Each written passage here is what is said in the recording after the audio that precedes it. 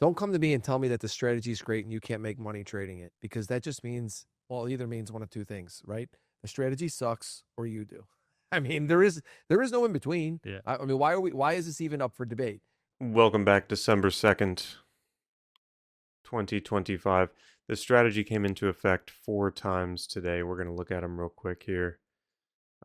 We had some pre-market highs on this red line. Okay, keep that in mind. I'm about to show you something pretty powerful. Before the market opens right here, our 5-minute regular hours is already primed in the upside. Our 5-minute extended hours is hovering around the middle. It's not really doing much. Our 30-minute extended, which is where we get our bias from, is more so biased towards the upside. So we're looking for upside potentials right at the market open. We're looking for upside potentials. We're looking for the alignment and the volume confluences within the 2-minute chart. So we look at the market open, and what do we see? We see nothing but green volume candles. We see nothing but upward pressure after a small retrace down. We see a retrace past this pre-market high. This would have been an amazing entry. I didn't take the entry because it wasn't my strategy, but it would have been an amazing entry. The strategy itself came into effect right here. The very next candle, we have a volume confluence, 1 bar greater than the previous 3. We're on the right side of the movement.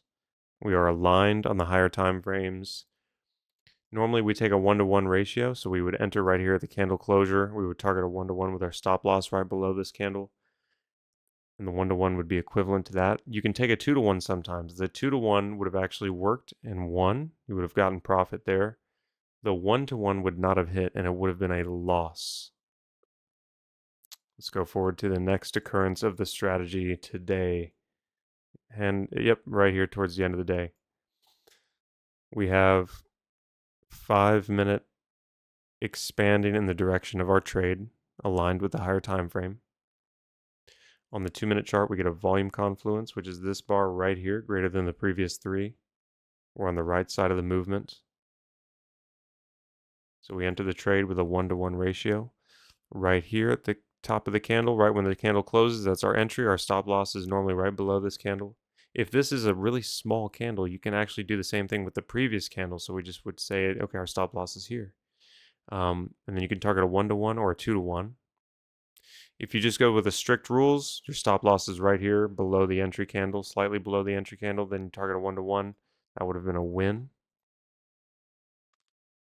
The third occurrence is right here, very small candle. This is where discretion becomes more necessary. Look how small this candle is. We're on the right side of the movement.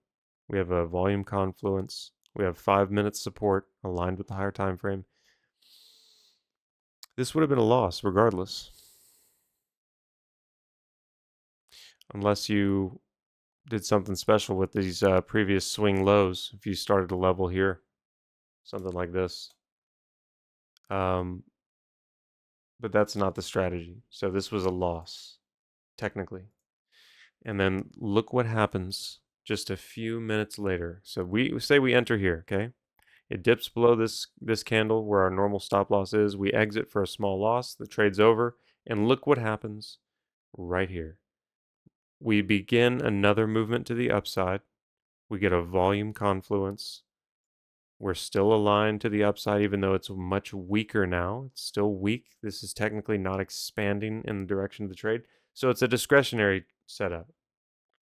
It's not strict. It's not perfect. It's a little bit more discretionary. But look where this one leads. Big profit. Our entry would have been right here.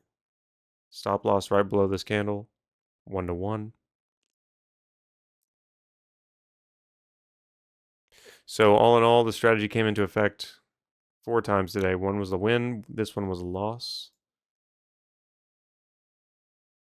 This third one right here was a loss as well, I believe, right? Let's see. Hold on. This one was a win. So far we have 2 wins and a loss. And then this original one earlier in the day with this really big candle, that would have been a loss had you gone for a 1-to-1. But had you gone for a slightly smaller ratio, maybe a 2-to-1 or a 3-to-1, it would have been a win.